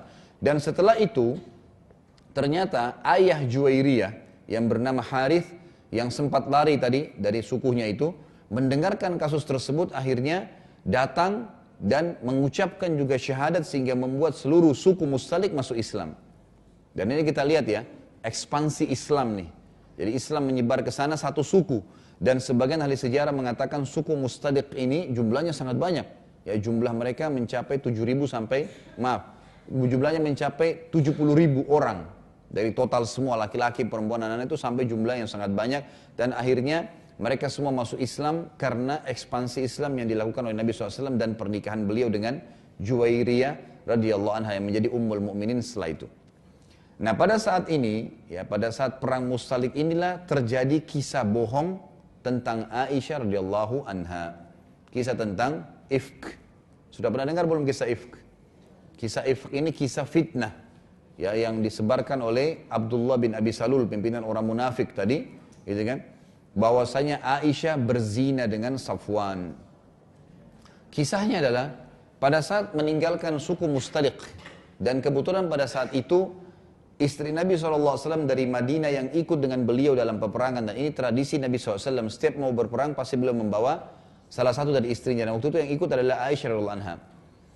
Maka waktu pasukan sudah mau pulang ke Madinah, ya dengan masuk Islamnya suku Mustalik dan ikut bersama Nabi SAW, Juwairiyah radhiyallahu anha yang baru dinikahi oleh Nabi SAW waktu itu, Aisyah berkata, menceritakan dalam hadis Bukhari panjang lebar, saya sempat ya kehilangan jatuh di lokasi pasukan, gitu kan, di lokasi pasukan, bukan lokasi pasukan, beliau punya hajat, biasanya buang air kecil atau buang air besar, mohon maaf, ke satu lokasi yang agak jauh dari pasukan, lalu kemudian kalungnya Aisyah jatuh. Waktu dia kembali ke pasukan, dan ada geranda dikhususkan untuk Aisyah radhiyallahu anha, dipikul oleh 4 orang sahabat, gitu kan, ditutup dengan kain, maka Aisyah karena tubuhnya kecil, ya, ringan, sahabat kadang-kadang tidak tahu apakah ada di dalam atau tidak gitu. Waktu Aisyah balik dari buang hajat tadi, mohon maaf, kemudian kembali ke pasukan masih ada dan dia lihat kalungnya tidak ada jatuh. Maka dia pun keluar dari gerandanya, kemudian pergi ke tempat lokasi tadi, mau mengambil kalungnya, gitu kan. Dengan hikmah Allah Subhanahu wa taala, ternyata tuh Aisyah kembali, pasukan sudah bergerak. Sudah tinggalin lokasi, gitu kan. Aisyah lihat tidak ada pasukan, mau kemana? Nggak ada tunggangan. Sahabat juga yang memikul geranda itu berpikir Aisyah ada di dalam, gitu kan? Karena memang ringan, ada atau tidak ada seperti tidak terlalu terasa gitu ya. Pergilah pasukan ini. Ada satu sahabat Nabi bernama Safwan radhiyallahu anhu, sahabat yang mulia ini, terkenal. Jadi amanahnya luar biasa sampai-sampai Nabi SAW memilih beliau khusus ya sebagai tim, ya tim yang nanti menyapu jalan yang pernah dilewati oleh pasukan muslimin. Menyapu sini maksudnya dia jalan menyisir ya, menyisiri tempat-tempat tersebut. Mungkin ada pedang yang jatuh, mungkin ada kendi yang terlupa, mungkin ada kuda. Pokoknya tugas dia itu, gitu kan. Nah, waktu pasukan sudah jalan, Safwan baru menyisir lokasi tersebut, melihat dari jauh ada Aisyah. Nah, waktu itu kebetulan ayat hijab tentang menutup aurat, termasuk istri Nabi disuruh pakai cadar, itu sudah turun, gitu kan. Maka kata Aisyah, Safwan pun melihat dan dia mengenal wajahku sebelum turun ayat hijab, gitu kan. Maka aku pun menutup dengan cadar dan dia mengatakan kalimat inna lillahi wa inna ilaihi raji'un. Hanya kalimat itu saja yang diucapkan oleh Safwan karena Safwan sudah tahu kok bisa istri Nabi ketinggalan nih.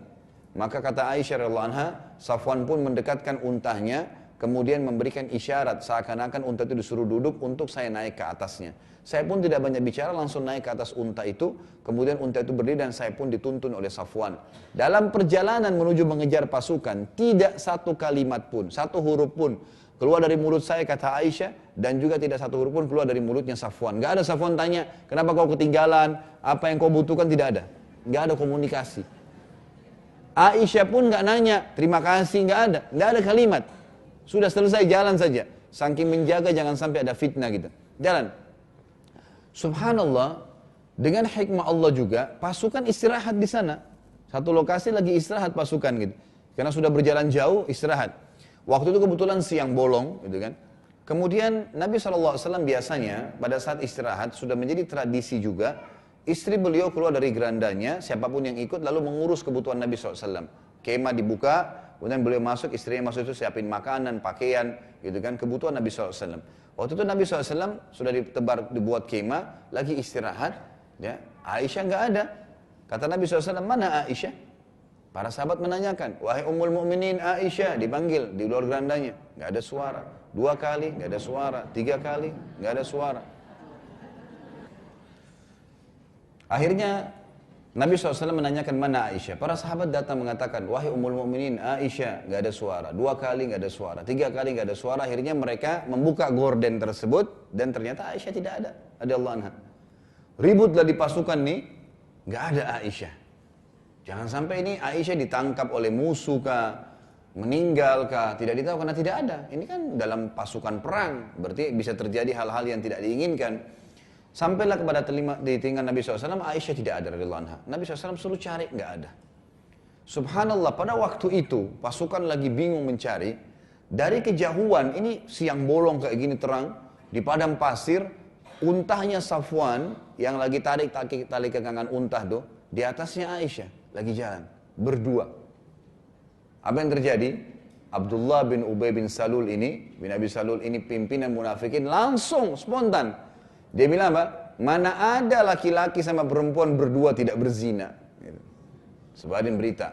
Langsung nih, subhanallah, pada saat itu karena sahabat bingung cari Aisyah, itu kan tidak ada radhiyallahu anha, maka ada beberapa sahabat terpengaruh dengan perkataan itu.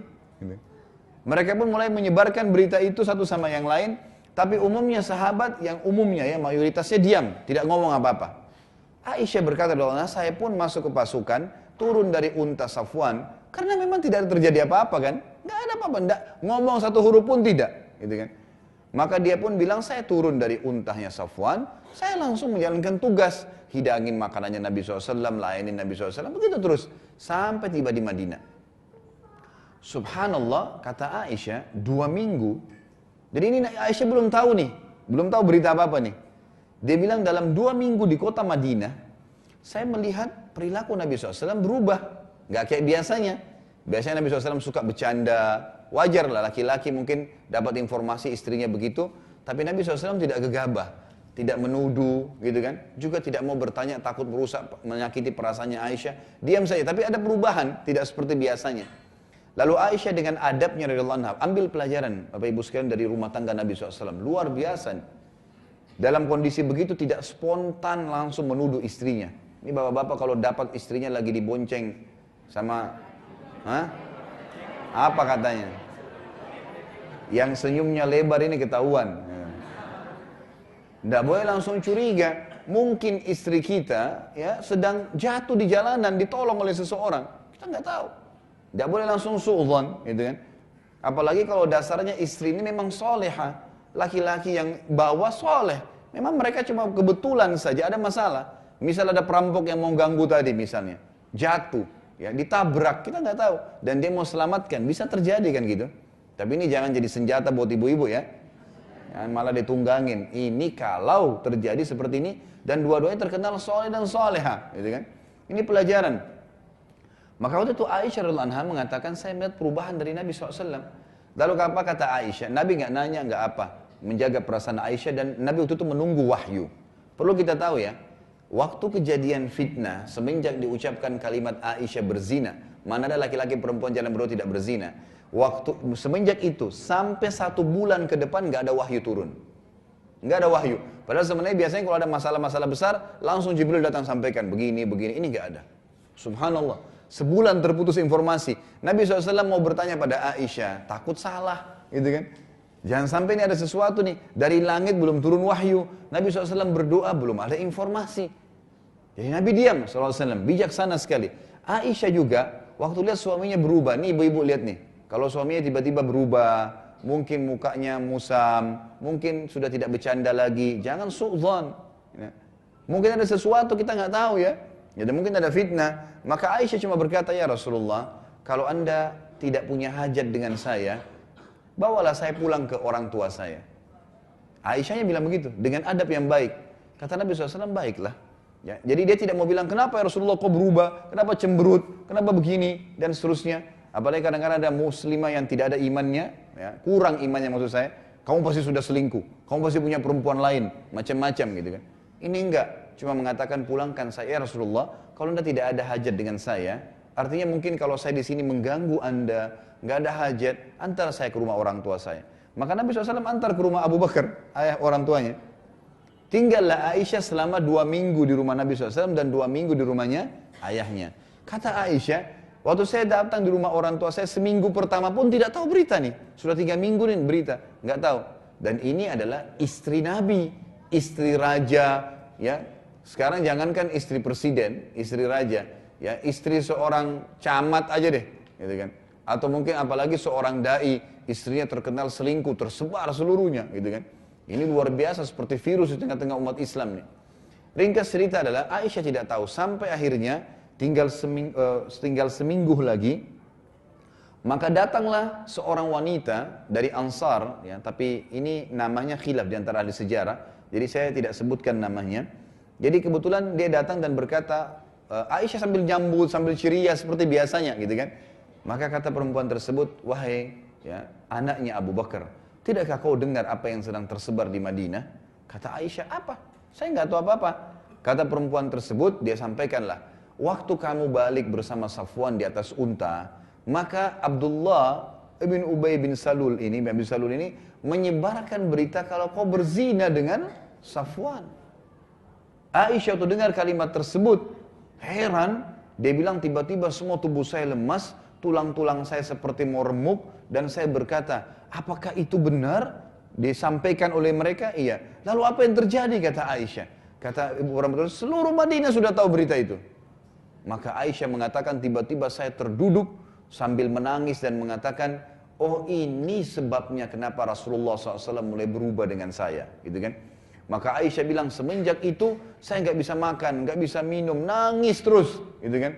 Berdoa sama Allah minta jalan keluar nih, petunjuk. Dan ini juga pelajaran, Bapak Ibu sekalian, bahwasanya dalam rumah tangga memang kadang-kadang ada cobaan. Kita disuruh bersabar menghadapinya. Dan itu jadi pelajaran buat kita. Kalau kita sabar sampai titik klimaksnya, ada ajalnya, ada batasnya cobaan itu, maka kita akan dapat apa yang tidak kita bayangkan, sesuatu yang sangat besar. Sebagaimana nanti kita ambil pelajaran dari kisah Ifk ini, bagaimana Allah mengangkat Aisyah radhiyallahu anha sampai hari kiamat dikenang, gitu kan?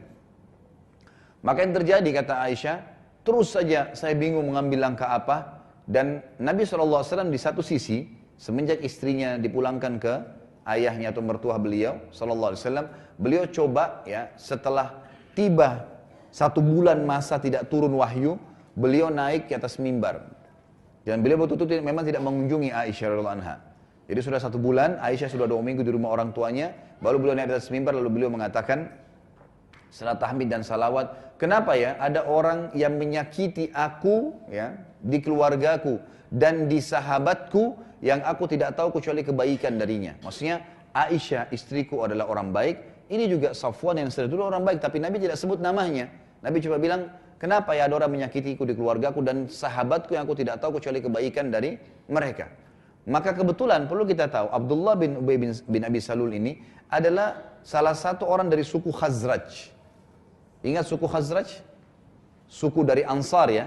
Kalau dikatakan Ansar ada 2 suku, Aus dan Khazraj. Ini 2 suku yang mulia sebenarnya ya, orang-orang Ansar. Tapi Abdullah ini, orang munafik ini dari suku Khazraj, gitu kan. Nah, pimpinan suku Khazraj adalah Sa'ad bin Ubadah radhiyallahu anhu. Sahabat yang mulia nih, gitu kan. Maka waktu itu ada 1 orang dari suku Aus berdiri dan berkata, ya Rasulullah, kami tahu siapa yang membuat fitnah itu. Kalau anda perintahkan, kami akan tebas lehernya. Sudah tahu nih siapa yang lakukan. Abdullah tadi kan gitu, kepala munafikin ini. Rupanya Sa'ad bin Ubadah radhiyallahu anhu, sahabat Nabi yang mulia ini, merasa tersinggung karena si Abdullah dari sukunya, gitu kan. Lalu dia bilang kepada orang Aus itu, demi Allah, kau tidak ucapkan kalimat itu, kau mau bunuh orang itu, kecuali karena dia dari suku kami. Kalau dari sukumu kau tidak akan bicara, gitu kan. Ada satu sahabat lain dari Aus, namanya Usaid bin Khudair. Sahabat Nabi yang mulia ini. Ini yang terkenal waktu dia mengaji, baca Quran, malaikat datang dengar bacaannya. Usaid bin Khudair ini berdiri dan berkata, ditunjuk Sa'ad bin Ubadah ini, sahabat Nabi yang mulia. Demi Allah kau tidak bela orang itu, kecuali kau juga termasuk munafik. Gitu kan. Kenapa kau bela dia munafik? Memfitnah istri Nabi SAW. Lalu kau bela? Gitu kan. Ya Rasulullah, kalau kau perintahkan kepada kami, kami akan tebas lehernya. Akhirnya berdiri lagi dia orang dari Khazraj, membela Sa'ad. Dia, demi Allah kau yang munafik. Tuduh-tuduhan sahabat nih. Jadi ribut di masjid. Lalu Nabi SAW lihat tidak ada manfaatnya. Sudah. Kalau begitu turun Nabi SAW dari mimbar. Ini sudah sebulan kejadian. Dan ini kita lihat ya, Nabi SAW dicoba dengan fitnah sebulan. Ini bukan hal yang ringan nih. Istrinya dituduh berzina, gitu kan? Pasti terganggu. Ya, pasti kita terganggu. Maka lihat bagaimana perilaku Nabi SAW. Sekarang beliau ingin menyelesaikan langsung dengan Aisyah. Setelah sebulan kejadian tersebut, beliau turun dari mimbar, lalu kemudian datang ke rumah mertuanya Abu Bakar, lalu berkata, Setelah memberikan salam, masuk salaman dengan mertuanya, kemudian mendekati Aisyah sambil berkata kalimat yang bijaksana. Nih lihat nih, seorang suami kalau dengar informasi yang tidak benar tentang istrinya, nggak boleh langsung ambil keputusan. Apalagi langsung ceraikan, apalagi main pukul. Nabi SAW datang, duduk dekat Aisyah lalu berkata begini, wahai Aisyah, karena kan belum tahu nih, benar atau tidaknya gitu kan. Kalau sudah tahu jelas selingkuh itu punya hak untuk menceraikan. Tapi di sini tidak, kata Nabi SAW, wahai Aisyah, kalau seandainya, ini kata-kata yang santun sekali, kau melakukannya, benar tuh berita yang tersebar, bertaubatlah kepada Allah, karena Allah Maha Pengampun. Tapi kalau kau tidak melakukannya, maka yakinlah Allah akan turunkan dari langit ayat yang membelahmu. Kata Aisyah radhiyallahu anha dalam hadis Bukhari ini, waktu saya dengar Nabi SAW bilang, kalau kau melakukannya, gitu kan, maka tiba-tiba tubuh saya menjadi kuat, saya berdiri dari tempat tidur saya dan saya mengatakan, ya Rasulullah, Anda pun sudah kena fitnah itu, Anda juga percaya dengan itu. Padahal Nabi nggak percaya ya. Nabi SAW memberikan opsi, penawaran. Kalau lakukan bertaubat, kalau tidak, gitu kan, maka tidak masalah. Nanti Allah akan turunkan ayat gitu. Lalu Nabi SAW diam. Lalu Aisyah menghadap ke ayahnya Abu Bakar. Ya abata, ajib Rasulullah SAW. Maksudnya gini, wahai ayahku, jawab Rasulullah SAW. Jangan diam nih. Karena Rasulullah sekarang butuh jawaban, gitu kan. Ingat, setiap orang melemparkan pertanyaan butuh jawaban. Kita harus kasih jawaban. Dan perlu di dalam agama Islam, ambil kaidah ini Bapak Ibu sekalian. Kita perlu menjelaskan argumentasi kenapa melakukan sebuah perbuatan, ya. Baik itu perbuatan baik kenapa dilakukan, atau perbuatan baik kenapa tidak dilakukan. Perlu dijelaskan. Kita lagi masuk masjid musafir nih. Contoh saja. Saya ingatkan, saya kembali ke kisah Aisyah tadi. Ini sebuah kaidah penting. Kalau kita masuk masjid, atau misalnya gini, pulang dari masjid deh, sholat. Lalu ada tanya, Pak dari mana Pak? Jangan diam. Jawab, oh saya dari masjid tadi sholat. Gak apa-apa. Asal jangan riak, tidak masalah. Jawab, gitu kan. Jadi kenapa kita melakukan satu perbuatan baik, jelaskan kalau orang bertanya. Kalau orang bertanya, kalau orang tidak tanya jangan dijawab. Jangan buat, itu riak namanya. Ya. Tiba-tiba lewat, saya dari masjid iklanin, itu salah. Tapi ini enggak, kalau kita lagi ditanya, ibu dari mana bu? Oh dari majelis taklim tadi. Perlu menjelaskan argumentasi, orang tahu kita dari mana. Memang benar, karena dia sedang melemparkan pertanyaan ya. Karena pertanyaan harus dijawab, kalau tidak kata ulama, ditunggangi oleh syaitan untuk membuat fitnah. Nggak boleh, harus dijawab. Contoh yang lain, perbuatan baik kenapa kita tidak lakukan? Itu tadi perbuatan yang kita lakukan ya. Misal, saya musafir. Musafir tidak ada Jumatnya ya. Gugur Jumat bagi laki-laki musafir. Baik, saya kebetulan di tengah jalan, mau sholat duhur asar hari Jumat. Pas mampir di satu tempat peristirahatan, ternyata masyarakat sekitar, gitu kan, baru selesai sholat Jumat. Saya habis uduk mau masuk masjid, ada yang tanya di situ pemukim, loh, Bapak nggak ikut Jumat? Jangan diam, jangan tinggalkan. Oh saya musafir Pak, jadi saya jamak duhur asar. Jelaskan, perbuatan baik tadi Jumat, kenapa kita tidak lakukan? Karena ada alasan syar'i kan? Nah itu menutup pintu syaitan tuh, nggak ada fitnah, karena terjawab. Sama halnya, berikan argumentasi pada saat kita kenapa melakukan satu keburukan dan kenapa tidak kita lakukan. Contoh begini, kita melakukan satu perbuatan salah nih. Ada seseorang istri misalnya mecahin gelas, atau sempat memberikan sesuatu, perbuatan salah, keluar rumah tanpa izin dari suaminya, misal. Kemudian suami tanya, kamu dari mana? Nggak usah diam, jangan diam, jelasin. Iya memang tadi saya salah, karena saya keluar tidak pamit, tiba-tiba ibu saya telepon kalau ibu saya sakit. Kan menjelaskan argumentasi, kenapa kita lakukan ya, padahal salah sebenarnya. Harus pamit dulu kan gitu. Walaupun cuma SMS harus pamit, itu wajib dalam agama Islam. Walaupun ibu kita sakit, memang sudah begitu hukum syar'i, pamit, ya disampaikan. Nah kita jelaskan, perbuatan salah yang kita lakukan argumentasinya, tapi saya salah, saya minta maaf. Cuman dijelaskan kenapa kita lakukan. Penting ya, supaya orang tahu alasan apa kita lakukan perbuatan salah tadi dan jangan terulang. Sama halnya perbuatan salah yang tidak ya itu tadi yang kita sengaja lakukan ya. Ini yang tidak kita lakukan. Misal ada orang berbuat salah gitu kan. Kemudian dia tidak sebenarnya dia tidak lakukan tapi dituduh. Dia perlu jelaskan argumentasinya. Ini yang kita ambil pelajaran dari kasus Aisyah radhiyallahu anha. Aisyah radhiyallahu anha waktu bukan dituduh, dikatakan oleh Nabi SAW, ya, bahwasanya nih, kalau kamu berbuat istighfar, kalau kau tidak buat maka kau akan aman, ayat akan turun. Maka Aisyah waktu itu tidak diam. Dia tahu tidak lakukan. Dia bilang dulu sama ayahnya, wahai ayahku, jawab Rasulullah SAW. Jangan diam nih, nggak boleh diam, gitu kan? Jelasin. Tapi Abu Bakar radhiyallahu anhu orang yang bijaksana juga. Dia bilang, ya ibnata, wahai anakku, la adri madza ujib Rasulullah SAW. Saya nggak tahu apa yang saya harus jawab Rasulullah SAW. Saya nggak tahu juga. Kau benar atau salah saya nggak ngerti. Walaupun kau saya percaya. Tapi ini jawaban bijaksana. Aisyah merasa ayahnya pun nggak bisa bela. Balik ke ibunya. Ya ummah, wahai ibuku, ajibi Rasulullah SAW. Jawab Rasulullah SAW. Ibunya juga jawab yang sama. Wahai anakku, saya nggak tahu harus jawab apa Rasulullah SAW. Kata Aisyah, waktu saya tahu tidak ada lagi orang yang bersama dengan saya pun memberikan jawaban. Ini ada jawabannya nih, gitu kan? Kata Aisyah, demi Allah, saya tidak akan istighfar kepada Allah tentang tuduhan tersebut karena saya tidak lakukan. Karena saya tidak melakukannya. Kalau saya lakukan wajar saya taubat, ini enggak. Saya tidak beristighfar kepada Allah khusus masalah itu. Dan saya hanya mengucapkan seperti yang diucapkan oleh Yakub pada saat Yusuf alaihi wassalam hilang. Yusuf hilang, gitu kan, dibuang oleh saudara-saudaranya. Innama ashku bathi wa huzni ilallah. Saya hanya keluhkan kesedihanku dan masalahku kepada Allah. Kata Aisyah, lalu saya tergeletak di atas ranjang, merasa seluruh tubuh saya seakan-akan sudah remuk, dan saya merasa sayalah orang yang akan dirusak nama saya di seluruh Madinah. Maka yang terjadi, kata Aisyah, tiba-tiba Nabi SAW pergi ke sudut rumah kami. Kemudian seperti biasa kalau wahyu sedang turun, beliau keringat dingin, gitu kan, keluar keringat-keringat. Kemudian beliau kembali kepada Aisyah dan mengatakan, berita gembira wahai Aisyah. Terimalah berita gembira karena Allah telah turunkan dari langit sana, gitu kan, kebebasanmu dari perbuatan tersebut, gitu kan. Maka Nabi SAW pun akhirnya pergi, ya, menyebarkan ayat turun tentang masalah pembebasan Aisyah radhiyallahu anha. Perhatikan, nanti saya akan bacakan ayatnya, surah An-Nur urutan 24 ayat 11 sampai ayat 14.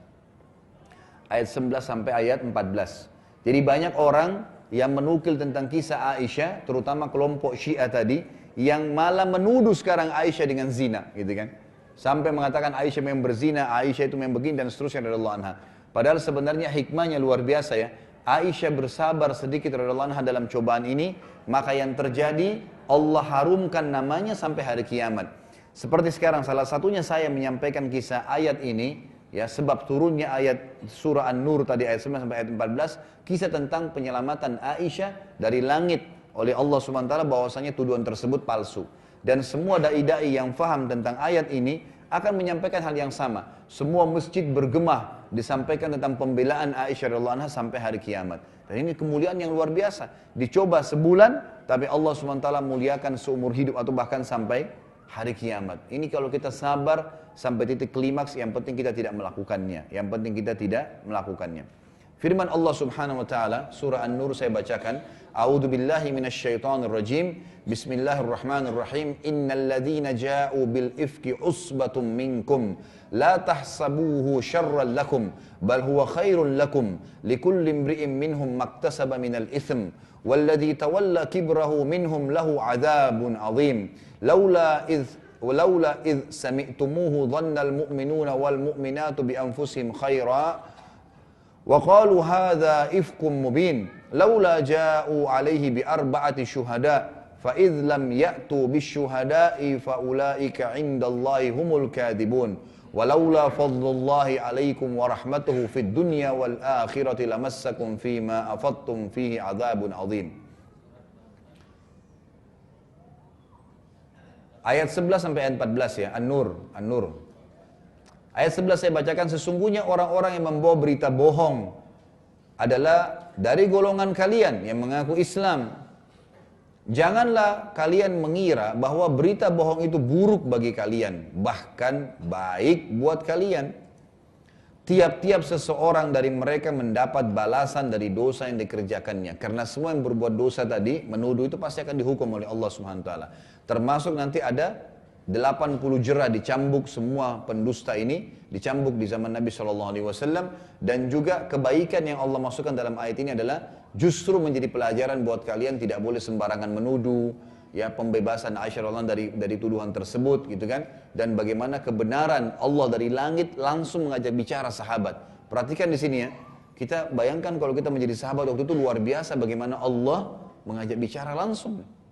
Allah bilang, sesungguhnya orang-orang yang membawa berita gembira, bohong dari golongan kalian sebenarnya. Dan janganlah kalian kira bahwasanya berita bohong itu buruk bagi kalian, tapi itu baik buat kalian. Tiap orang-orang yang telah menyebarkan berita bohong itu akan mendapatkan balasan dosa yang dikerjakan. Dan siapa di antara mereka yang mengambil bagian terbesar dalam penyiaran berita bohong itu, baginya azab yang besar. Kata ulama tafsir, Allah akan siksa dia di dunia dan di akhirat, gitu kan? Dan betul Abdullah, ini pimpinan orang munafik, meninggal dalam keadaan kufur, ya. Dia munafik. Ya, dan pada saat turun Nabi SAW menerima ayat tentang tidak bolehnya lagi sholat bagi orang munafik, tidak boleh mendoakannya karena mereka telah kufur kepada Allah. Dan Allah turunkan firman Allah, innal munafikina fid darkil asfali minan nar. Orang-orang munafik di dasarnya api neraka, maksudnya tempat yang paling menyedihkan, gitu kan. Jadi memang azabnya luar biasa. Di dunia dicambuk 80 jera dan di akhirat dia akan masuk ke dalam api neraka. Ayat 12. Mengapa di waktu mendengar berita bohong itu orang-orang mukmin dan mukminah tidak bersangka baik terhadap diri mereka sendiri? Nah, ini peringatan ya. Kalau ada informasi yang palsu atau merusak nama seorang muslim atau muslimah, kita nggak boleh diam. Harus kita membelanya kalau kita tahu. Di sini Allah SWT mengatakan, mengapa di waktu mendengar berita bohong orang-orang mukmin laki-laki dan mukminah perempuan tidak bersangka baik terhadap diri mereka sendiri. Artinya tidak mungkin terjadi pada Aisyah ini. Dan mengapa tidak berkata, ini adalah suatu bohong yang nyata. Cukup bantah begitu. Dusta itu nggak mungkin, salah, gitu kan. Maksudnya begini. Ayat 13. Mengapa mereka yang menuduh itu tidak mendatangkan 4 orang saksi atas berita itu? Siapa saksinya?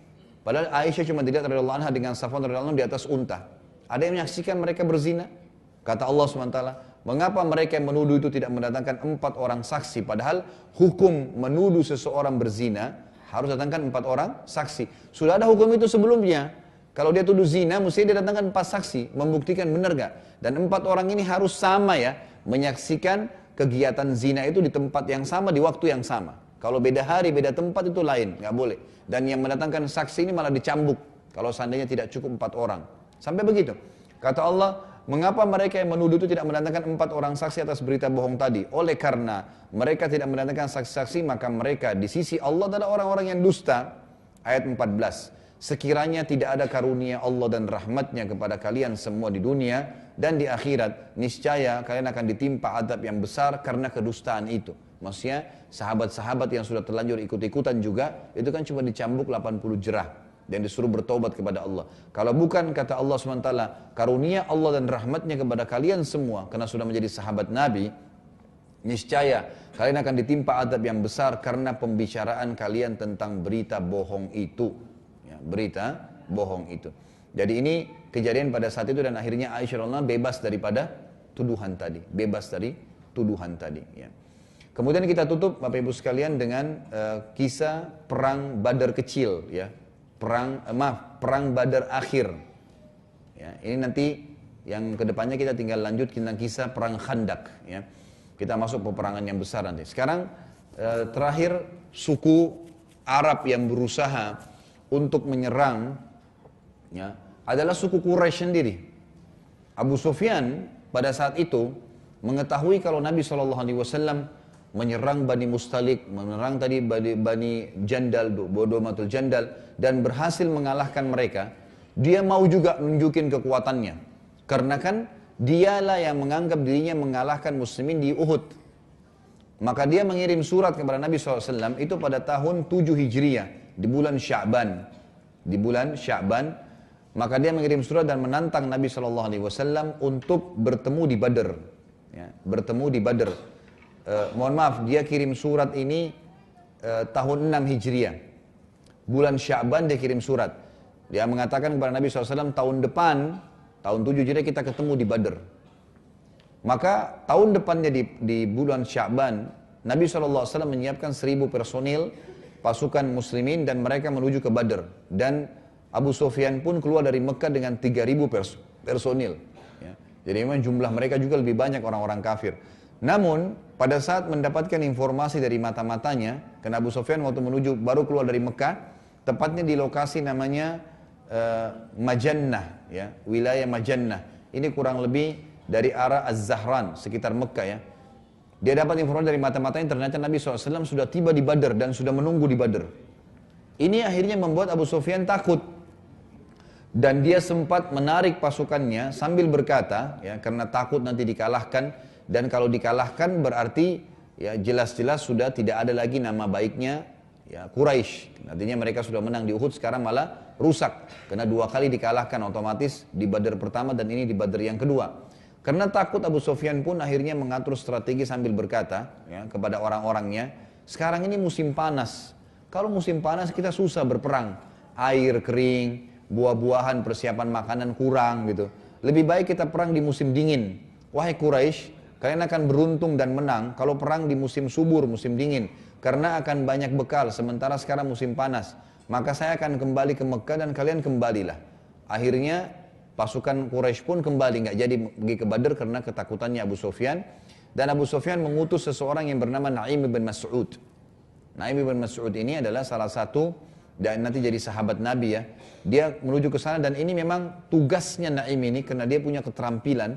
Keterampilannya dia khusus menakut-nakutin musuh, gitu kan. Jadi dia menguasai banyak bahasa, retorika, mengenal sifat-sifat dan karakter suku-suku Arab, gitu kan.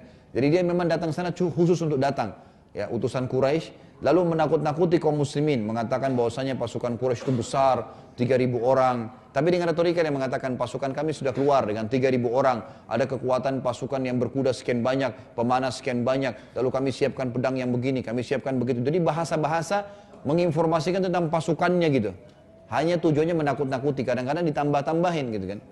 Ternyata hal tersebut tidak mempengaruhi Nabi SAW. Tetap aja Nabi SAW tidak meninggalkan Badr dan mengatakan kami akan menunggu pasukan Quraisy sampai mereka datang. Kalau mereka tidak datang baru kami balik gitu. Maka Naim pun akhirnya balik dan menyampaikan kepada